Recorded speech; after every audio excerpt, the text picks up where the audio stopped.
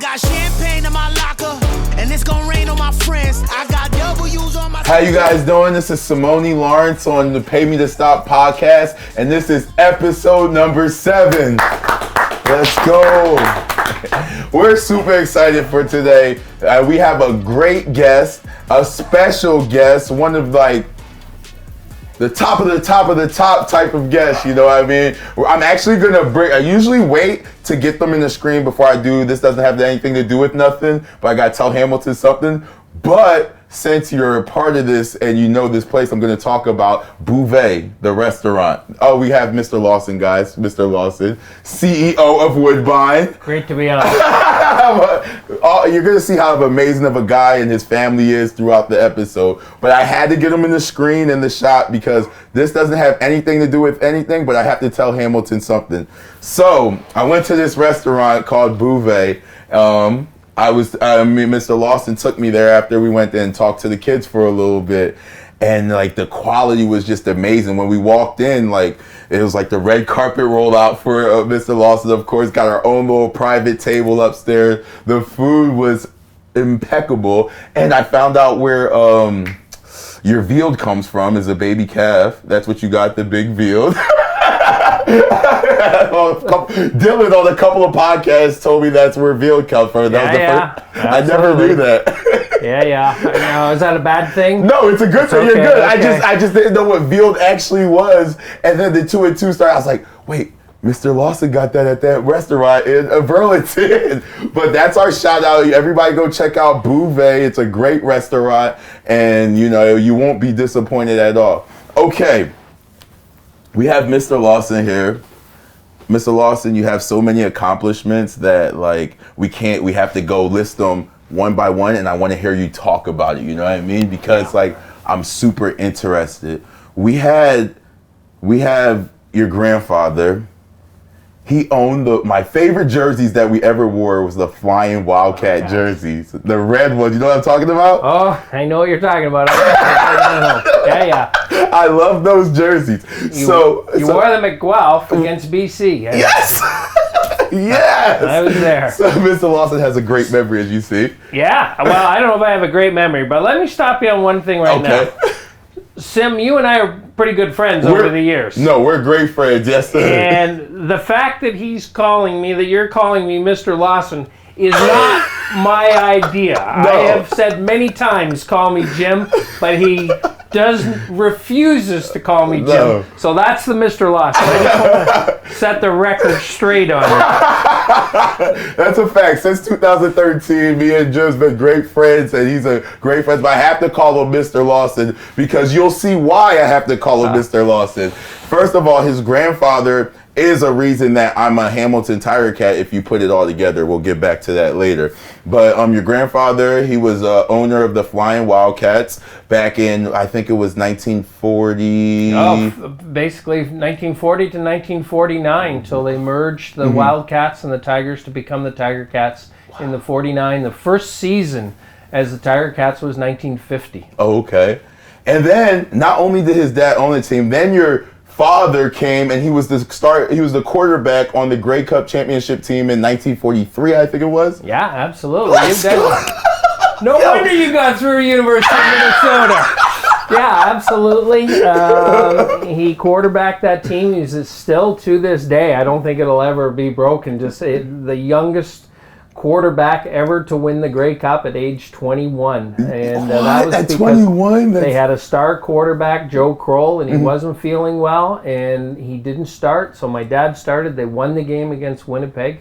And then my uncle played for that first, my uncle Gord Lawson played for the first Tiger Cat team ever in 1950. Wow. So there's a long history. So growing up, I've told this story, including to you many times. Yeah. When I would go to the doctors when I was a kid, I would go into that it was Civic Stadium at the time before Ivor Wynn. I would go into that old dressing room and meet with Dr. Jim Charters, who was a corporate doctor at Stelco. Yeah. Great big man, large presence. The reason Hamilton had such tough teams in the 60s, in addition to Ralph Sazio, I believe was because of Dr. Jim Charters. Because if you had anything wrong with you, he'd put a little tape on you and say, Get back out there. So when I was growing up, that was my doctor, was Dr. Jim Charters, the Tiger Cat doctor. Shout out to Dr. Jim Charters. Yeah. Let's go.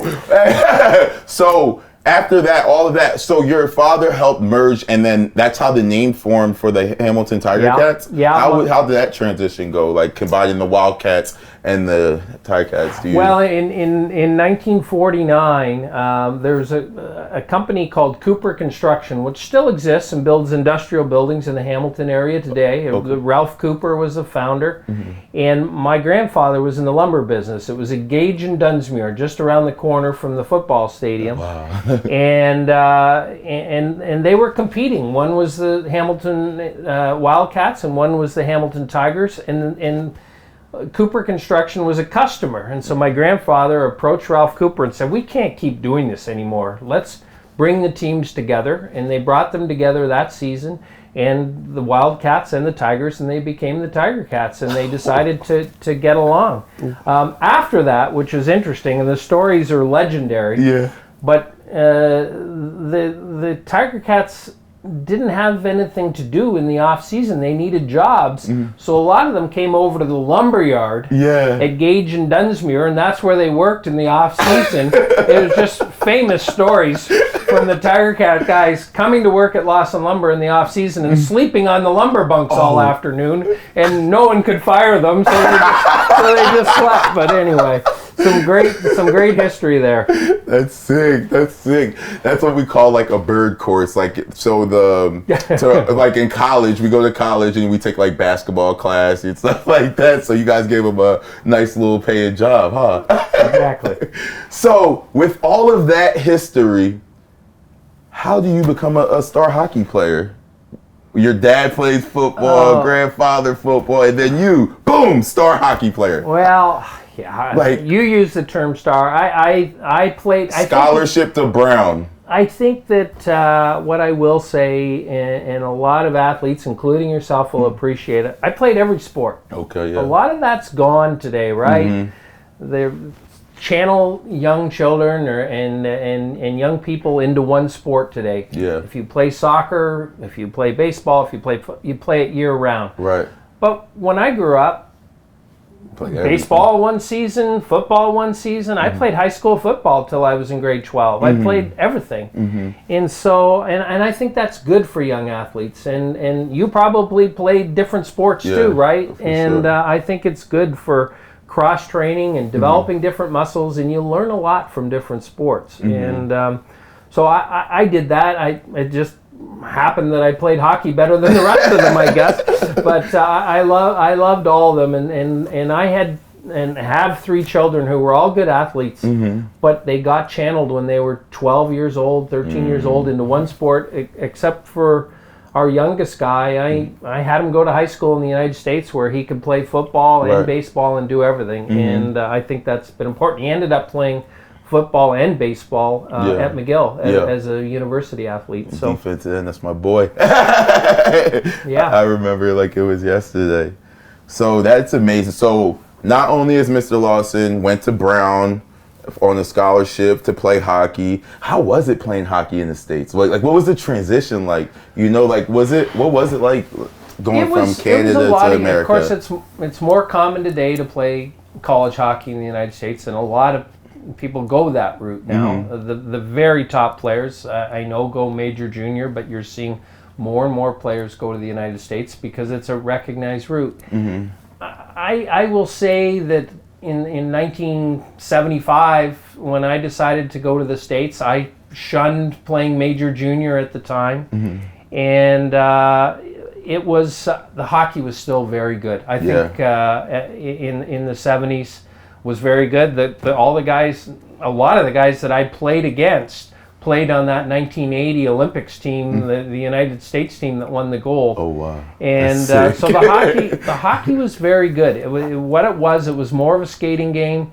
There wasn't a red line, which now there's not a red line in the pros, but there at the time it was just a much quicker game than I was ever used to, and so you had to adapt. And so I went down there and I went from being kind of a scorer to saying, hey, if I'm going to compete here, I've got to learn to skate a lot quicker and better to compete at the college level. And so it was just a faster game, but it was fun. And the level of training and athletic training that you get at those United States schools, especially back then, was helped me a lot in terms of growth from age 20 to age 24. So it was a good move. So you played professionally for a little bit, and then like, how was like the transition? Because you played professionally for a little bit, but then you went to Western, and then you got your law degree. Like, when did you know you were like done with sports? Like, when did you know you wanted to go to Western for law? Because that's like a hard like that transition, just being like who you are. You said you played every single sport, so sports is all you know, right? You go to college and you're playing sports, and now you're like, I'm thinking about going to do law at West. Like, how does that even process? Well, I mean, like, what? I think that I know the reason I went to Brown is because I wanted to go to law school. I didn't have any sights necessarily on being a pro hockey player. I mean, I was a decent hockey player at the time, and I had lots of schools that I could go to. But Brown advertised at the time that if you went to Brown, you'd get into law school. Little did I know at the time that if you went to an Ivy League school in the United States and you were prepared to go to any law school, you were gonna get in somewhere. Yes, that's so a fact. it was a little bit false, but I didn't. A kid from Burlington, I didn't know any better. I thought I want to go to law school. So I played. I signed with the Montreal Canadiens, played there for 2 years, and then my third year, I really tore up my knee badly in training camp, and today, probably the surgery would have been a lot better, and I would have recovered quickly. But they had my leg in a cast for 4 months. I didn't come back. It happened at the beginning of October, and I didn't come back skating till January. Wow. And so during that, I decided I can't do this anymore. I'm going to law school. I said to a teammate, a guy named Keith Acton, who played for the Montreal Canadiens, and a guy I really respected, and he ended up assistant coach of the Maple Leafs, and his nickname was Woody. And I said, Woody, I've got a chance to go to law school, and he said, go. I don't think because he thought I couldn't make it at the time. I think he was trying to say, that's an amazing opportunity, go for it. And so I did. So I didn't go back for my final year of my contract, and I went to law school. Nice. Whoa. So backtrack right before we get to law school. Economics. What's economics like at Brown Ivy League school? That's like, that's what? So you were always a genius, low key. No, I am not. I am not that. I got Who by. goes to Brown that takes economics? No. I got by. The one thing at cultures at certain schools and certain athletic programs is the culture that I think schools need to build and programs need to build is that it's cool to be smart. Yeah. And you hear that a lot, but not a lot of people practice it. Yeah. But when I went to Brown, what you did at night is you went to the library. I mean, that's what you did, and that's what every hockey player did, and every football player. It was the culture there, and they did a good job of that. So you didn't feel like, oh, I'm a nerd, I'm going to the library tonight. It was like everyone did it, and I think that helped. So I worked harder there at university than I'd ever worked in my life in terms of school, because that was what you did. And I think that's what makes some of those programs successful, is they built an athletic program around academic excellence, and you don't slack off. Yeah. So I don't know if I was that smart. I worked hard though. Man, I know that's a good analogy though, because like I know where I went to school, it feels like study hall felt like a punishment, you know what I mean? But I feel like if you give the players like, all right, who's gonna get like the best grade in this class, and kind of like make it challenges, because like being an athlete, you know how like the competitive mind goes like, all right, who's gonna get the highest grade in this class? Like all the athletes like, all right, I want to get the highest grade. So I feel like Brown definitely created that culture for you and everything. Also, I have a question from between. Hold on, I almost drew a brain fart. Woodbine. Let's go to Woodbine. Woodbine. Okay. One of my favorite places. I've been going to Woodbine since 2013 was my first time coming to Woodbine. I got to go and see all the horses, all like the horse racers. They're mad little, so like I got to lose some weight soon. We'll talk about that later. But it's just such a great atmosphere. And like you invited me to come and check out everything, and then like I met so many amazing people, and like you're the CEO of it. Like how does one run a place like that? Like, and they love you at Woodbine. Like I was like every time I come down, I'm like I'm with Mr. Lawson. It's like, oh, okay, we love Mr. Lawson. And like and everybody like to run a place that big with so many staff and like everybody love you. Like how do you do that? Like. Well, that's like major I think like anything, it's a case of having good people and I'd like to think I have good judgment to hire good, smart people. Yeah. And one of the greatest strengths you can have in life is don't be afraid to hire smarter people around you. Facts. And it's important to hire good people, and we have a good management team. The one thing I'll say about Woodbine is, there are so many young people out there looking for a career in sports. They go through sports management programs, and there's any number of them in Ontario. We do it as well as anyone in terms of social media, broadcasting. We have a broadcasting department of 60 people. Wow. We are a major sports management company in terms of what we do from a social media, a broadcasting, intellectual property. Everything we do, it's a top-notch sports company, and it's different because the athletes are equine athletes, but that adds a whole other fun dimension too. I mean, people love horses. Yeah. From a marketing standpoint, it's a fun sport to market and to bring people to, and have that live experience and add the food and beverage and everything we do. It's a complicated business. Yeah. It's a big business. We have a couple $2 billion in revenue. We have an operating budget of over a couple $100 million a year. That's cool. It's complicated to do everything we do. We run racing between Mohawk, which is our harness racing, and Woodbine, which is our thoroughbred racing.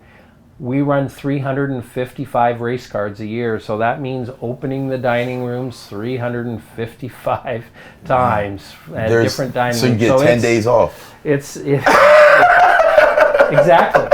Crazy. There really is no time off. Wow. But it's a company that we're very proud of what we've accomplished. We're the leaders in the industry in Canada. We're internationally, our product is popular. I just learned today that our product last year was the most popular in Europe. And wow, international. And we're in Hong Kong, we're in Australia, we're all over the world. And so it's a good organization, and one that Ontario and Canada can be very proud of in the horse racing business. Let's go. He's right here in the chair in my house. Let's go. So now I gotta tell this story. So we're out for dinner, we're hanging out and stuff, and his phone keeps going off because sad news, the Queen passed away, right? And everybody kept calling Mr. Lawson because they wanted information about the Queen, and Mr. Lawson was one of the only people that talked to the Queen and hung out with the Queen. Can you tell us about that? I'm sorry, I'm just gotta say, you know what I mean? Because I'm like, who's on the phone? He's like, the Queen, and I was just like, wow. Yeah, I wasn't ready for that, but the last time the Queen was in Canada was in 2010, and she came specifically to come to Woodbine. It was really the only event that she came to. She went to a service the next morning on the Sunday morning, and I had a private audience with her, and she wanted to talk about racing. Yeah. And so she was knowledgeable. She was curious. She was smart. She's a lovely person. Yeah. Everything you hear about the Queen is true. She was a lovely person. I must have talked to her for 10 or 15 minutes about horse breeding in Canada and North America, comparing it to the United States. Then she wanted to talk about the Queen's Plate and handicapping it. And at the end of it, I said to her, I was upstairs, and at the end of it, I said to her, and this shows you what kind of person she is. I said, would you do me a favor? And she said, of course, not knowing what the favor was. I said, my dad is 87, the one who won the Grey Cup. I said, he's downstairs in the paddock, so when you come downstairs to meet the horses that are going in the Queen's Plate, would you mind coming over and saying hi to my dad? And the place must have had hundreds of people in the paddock. She came down to the paddock. I saw her coming with the arm, the police and the RCMP, and she came down and she beeline. First thing she did was came right over to my dad to say hello and talk to him for a while. But I'll never forget how genuine she was. That she said, "Of course I'll do that," and she did. And so it was fun. It was a lovely experience, and that was the last time she was in Canada. And I'll always cherish that. Yeah. It was pretty fun. Legendary. Like a little kid from Burlington. I shouldn't even say a little kid from Burlington because you were inducted into the Burlington Hall of Fame. So, but like, did you ever think like you would be meeting the Queen? Like when did you know what I mean? Isn't that just surreal? It's like, is this something that just happened? It really was. Like, what was the feeling like? You know?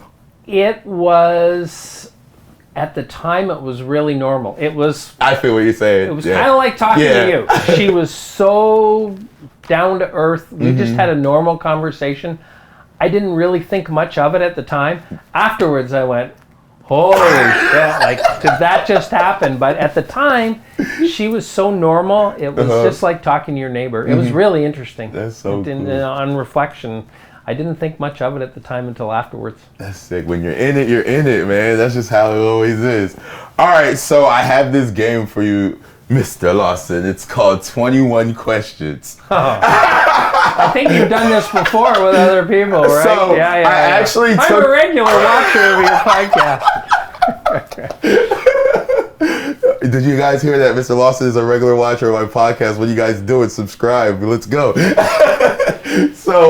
So I took this, Brody, your daughter, beautiful broadcaster, used to work here for the Ticats. I actually took this from her. She did 20 questions, since I'm number 21, I just did 21 questions, right? So I was like, what better to give 21 questions to than his daughter, who the creator of it is. So Hannah's going to read you off questions, or it's going to be either ors. And if you don't want to answer the question, all you have to do is take a sip of your beautiful Pinot Noir. I was not prepared for this, Hannah, just so you know. We did not prep Mr. Lawson, but since we have a great relationship, he trusted me and didn't get all the interview questions beforehand. Not at all. Shoot. All right. So it's nothing too crazy. Let's go ahead. Queen's Plate or Grey Cup?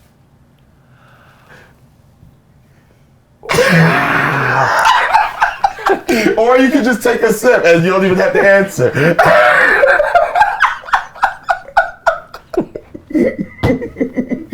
You guys are smart.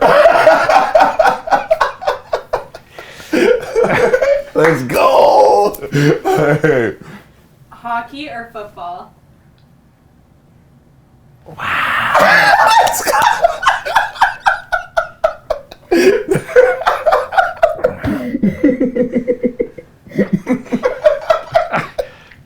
Yeah.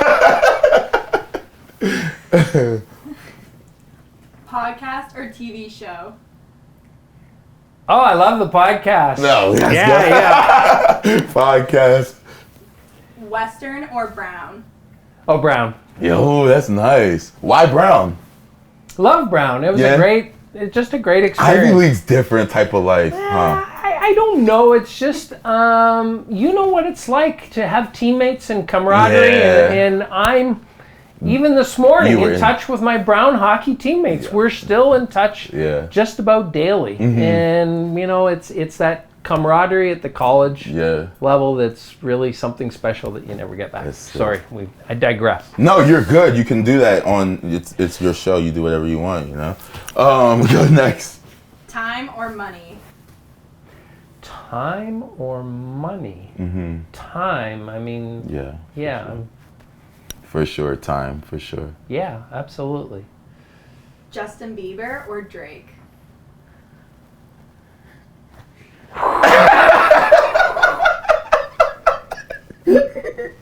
Couldn't you have said Bruce Springsteen or something? You gotta read me a little better. We're having some fun. Hockey training camp or law school? Oh, hockey training camp. Loved it. Athlete or businessman? Athlete. Law or economics? Law. I didn't really like economics. Law is a tough profession. It is. But the good thing about law, I'll tell you, is for anyone considering, should I go to law school? When I grew up, this will really date me. I used to watch like Perry Mason on television. I thought that's what lawyers did, was go to court all the time. But the thing about a legal education, it prepares you to do a lot of things, whether it's social work, whether it's working in international relations. There's so many things you can do with a law degree. Law is not necessarily about what people think of it is. It's just a good education to do a lot of things. And so I have a lot of time and respect for people who want to go to law school and say, I'm broadening my horizon. It's going to train me to do a lot of things. Yeah. Law school, when I was growing up, I always wanted to be a lawyer for whatever. I was like, I always want to be a lawyer. And like, it's a lot of reading. That's right. And it's like you're always needing to be in the know. And I think that's a good thing. Like, you understand what's going on in the world. And like, when you say you can't do that, you actually know, like, you can't do that. You know what I'm saying? So, like, for sure. First year law school is hard. Yeah. Anyone who's gone to law school will tell you. What is it like? There's a lot of reading. Well, there's some basic courses in Canada. And in the United States, there's contracts law, there's torts law, which is related to negligence, and there's constitutional law. There's just a lot of reading. It's in your second and third year where you begin to specialize, that you start to figure out what you need to know and not need to know. In first year law school, you're so scared of everything. You read everything because you just don't know what's coming at you. But it does get better for first year lawyers or first year law school people. Don't worry, it gets better as you get to second and third year. But that's a very true thing about law school, is there a lot of reading, but it's particularly in first year. Yeah. You actually helped me close a business deal, and you didn't even know it. Like, we're out eating and we're just talking, and then there was like something that clicked in your head that you told me, and then I went over to one of my friends and I started talking about like something I wanted to do with like football and stuff, and then boom, boom, boom, school board in, bang, bang, bang, close the deal, and it was all because of you. So I want to say thank you for that. Well, and that was just by talking with you, and that was super sick, man. So I don't know where we're headed with the questions, but I want to say something. The questions is over. We're done with the 21 questions. We are. You're safe. Yeah. I was just getting into it. We got two more. We got two more questions. But, on that work that you're doing, one of the things I loved about the Canadian Football League, and I was with the Canadian Football League for 8 full years. Yes. I love the players. And the reason I love the players is because you guys are all so well-grounded, and more than anything, you're happy and love what you're doing, and you want to give back to the community. So when I see you going out to the community and doing what you're doing, and Andy's with you, it's great. And you guys appreciate the Canadian Football League players, and you in particular in this instance. You appreciate what role models you are. These young people in this community look up to you, and you've got that responsibility, and you get it. And it's so neat that you're doing what you're doing. Even this podcast, people will tune in, and my hat's off to you for doing what you're doing, and all you guys.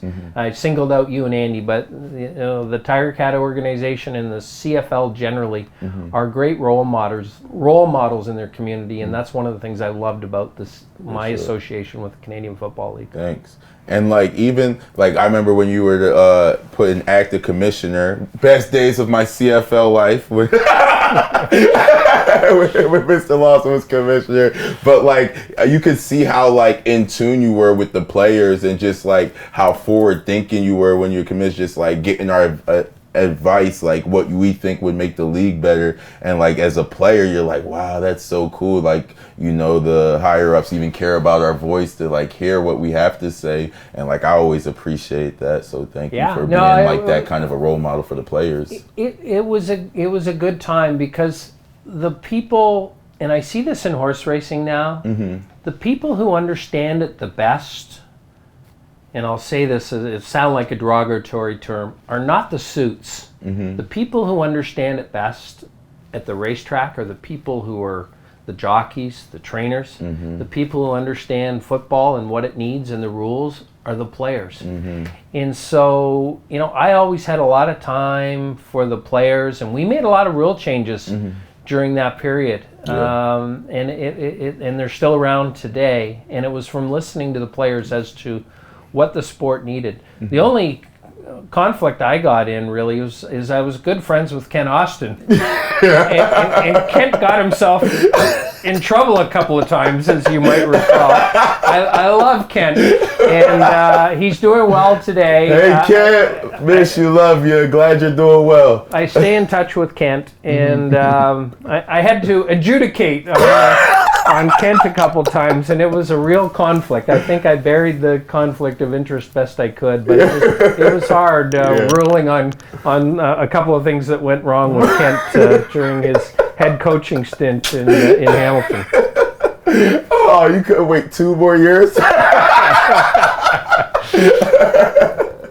right, we got two more questions, right? Okay. Montreal Canadiens or Toronto Maple Leafs? Oh, not even close. Habs, baby. Yeah, bump MLSC.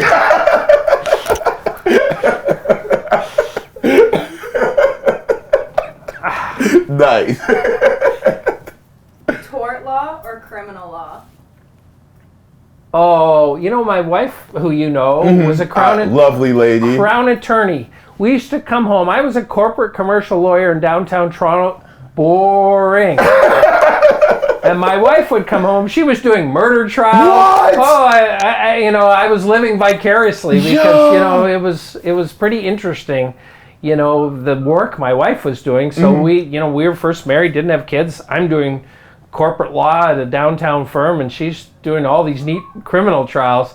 What did you do today? So we couldn't sick. even talk about what I was doing. So, yeah, definitely criminal law, but I never practiced it. So That's so sick. That would be awesome conversation at the dinner table. Wow. Yeah. Last question. Scott Mitchell or Bob Young? Jeez.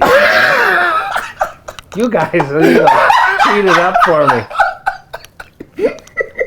And that's too much of an easy out. Listen, I am good friends with Bob and Scott. They're partners in the team. Lovely guys. They live and breathe black and gold. And I not to single out Bob, but he's done so much for this franchise and the city of Hamilton. I mean, Bob deserves a lot of credit for what he's accomplished for this franchise, for this city, for this league. He's a major force on the Board of Governors, and he's a lovely guy, and all he wants to do is for the Tiger Cats to do well, but he's just he's a good community person. He's done a lot for soccer now in this country too, and good for Bob to take his success and turn it into even something better, and he can be very proud of what he's accomplished in life. So Yeah, Mr. Bob Young, when I first got here in 2013, we went to the hospital visit at McMaster, and I thought it was so cool to see like the owner of the football team in the hospital, and just like having conversation with the kids, talking to the kids, and like giving all the kids all the energy that he had. And Totally. and after that, since 2013, I was like, wow, so that's what you need to do, give back and give everything you have. And like he definitely is also a role model. So for sure, shout out to Mr. Bob Young. To the caretaker. Shout out caretaker. So I have 2 questions for you. 2 questions. Love it. Last Shoot. 2 questions. I need a book I should read. 1 book I should read. Oh, boy. I'm going to struggle. Just text me later about it. Yeah. Yeah, Okay. text me later about it. But I you have to noticed take you a wanted sip, though. some movies the other night. But I gotta stay in that aggressive mode. Like, I gotta, like, they stay were in like football gangster mode. movies. You know, I think the book on my bedside desk, if you haven't run it, so not to avoid the question, probably came to me because I think not gangster movies, not fiction. Have you read Barack Obama's autobiography? I haven't. There you go. Okay. You should read that. He's a man I have a lot of time for. Okay. And there you go. Thank you very much. Okay. So my last question is, being a successful businessman like yourself and stuff, other than the Hamilton Tiger Cats football, can I have another job with you? Yeah, I've given that some thought. 'Cause, the interesting thing about sports is it does come to an end at some point, right? And just forewarned. Actually, a good friend of mine I helped with the book. She was an Olympic athlete, and I was interviewed for the book and helped her with the book. And she interviewed a lot of athletes, a lot of former CFL players, and well-known Olympic athletes. That transition is tough from sports, and I'm not trying to be a downer here, because I'll get lighter in a second. But the toughest thing about leaving sports, aside from you can't keep eating the way you do, is the camaraderie. There's nothing better than going into that dressing room every day and having fun with your teammates, and you all work hard and you love it, and that is one of the most difficult things when you leave sports. Is all of a sudden you don't have those 60 20 psychologists. 20 in a hockey team, 50 friends on a football team surrounding you every day. When that goes, that's a tough transition. But I've got an idea for you. Let's go. What we got? What do you weigh? Right now, like 231. 231. So if you can lose 110 pounds, I can get you into Woodbine into these jockey silks. And there they are. Let's go. And you'll see at the back the black and gold stable. So those are jockey silks. But I think if you can lose 110, Sim, we can get you to be a jockey at Woodbine, and you can have a second career in sports, and you'll have all that camaraderie back in the jockey's room. I'm down. With a bunch of your 110-pound friends. So there you go. The black and gold stable will hire you to be a jockey. We know you're athletic, you're smart. All you have to do is lose a little weight, and we got the uniform for you. So I'm. You can. I don't think you'll be able to fit today, but man, I'm gonna hang this on my wall so I know when I need to lose in a couple of years. There you go. And then boom. Can you tell us about this? Well, we do. Black actually, and gold stable, like it's the real deal. It's the real deal. We have something called the Black and Gold Stable, which is people in Hamilton would know the Foxcroft family. Everyone knows Big Ron, and of course Dave is an official in the Canadian Football League, and brother Steve, and then the Mitchell family. Yeah. Sadly, Doug Mitchell just passed away, but I have this stable with the Mitchells and the Foxcroft, and it's the Black and Gold stable, and those are the silks. Let's go. We're hoping you can be our jockey someday. Oh man, life is great. Life is great. Thank you, Mr. Lawson, on the episode number 7 of the Pay Me to Stop podcast. Thank you so much for coming. I appreciate you so much, and thank you for being you. Pay Me to Stop.